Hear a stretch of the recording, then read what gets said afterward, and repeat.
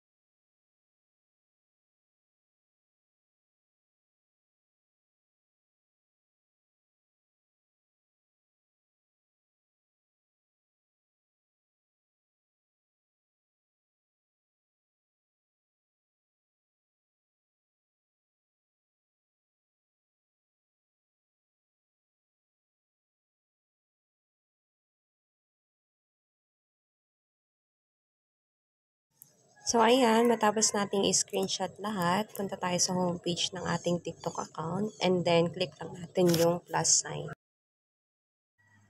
So, once maklik natin na yung plus sign, may-route tayo dito sa part wherein, dito sa upload part. So, i-click lang natin yan. And then, i-select natin lahat ng in-screenshot natin earlier. So, we have a total photos of 9. So, dapat 9 din yung masaselect natin. Ayan. So, total of 10 kasi sinama ko yung price and then click on AutoCut. So, ayan. So, while it's processing, so it's auto-edit. Ibig sabihin si TikTok na yung mag-auto-edit. A-add lang natin ng konting effects. Ayan. So, ayan. Yan yung magiging video natin sa TikTok. Ayan.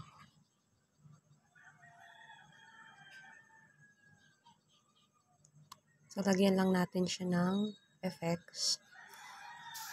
Dito sa right side, may effects dyan. And then, select lang ng gusto mong effects. Hindi ako masyadong fancy mag-edit. Kasi ang goal ko is not the number of views, but the number of people na magpa-purchase. So again, this is just a promotion and affiliate lang ako sa TikTok. So, zero puhunan talaga siya. Kailangan mo lang mag-invest ng time.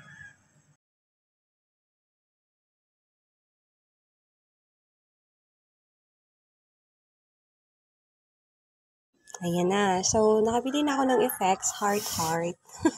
Love, love, love. And then, once satisfied ka na, you just have to click on next. Ayan, yung red.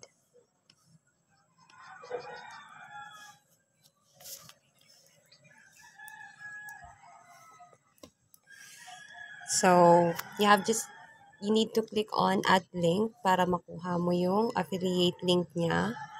So, lahat ng makakita ng videos mo, pwede na lang i-click yung yellow basket. Ayan. So, yan yung may yellow basket na part na makikita nila dyan kung paano sila o-order.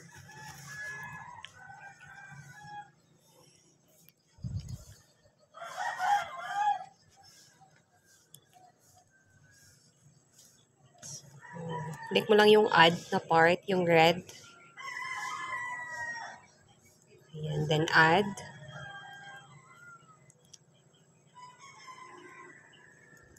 Ayan. So, mag-auto pop din yung product name dyan. Ano yung product name. I normally copy and paste it sa subject or sa title ng video ko.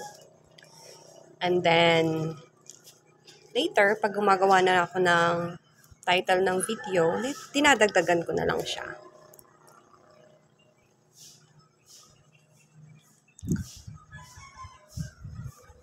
So, kinakopy ko lang siya and then I'll paste it sa homepage.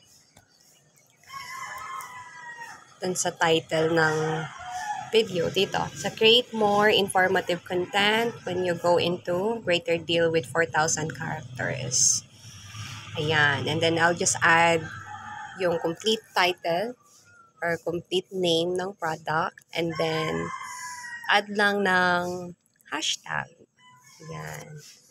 So, any hashtag will do as long as it's related to the item na binibenta mo.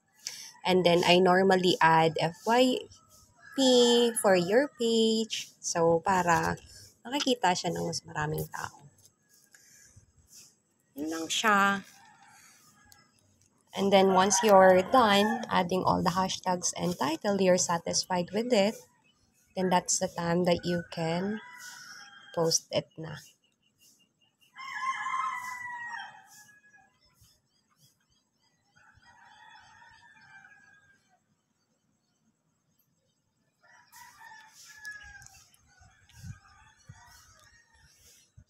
There you go.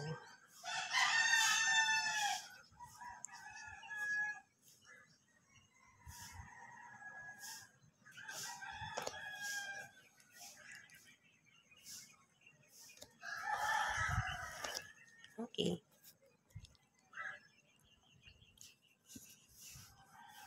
So, once ma-hit mo yung post na part, makikita mo na ulit siya sa homepage. Now, let's check the final outcome.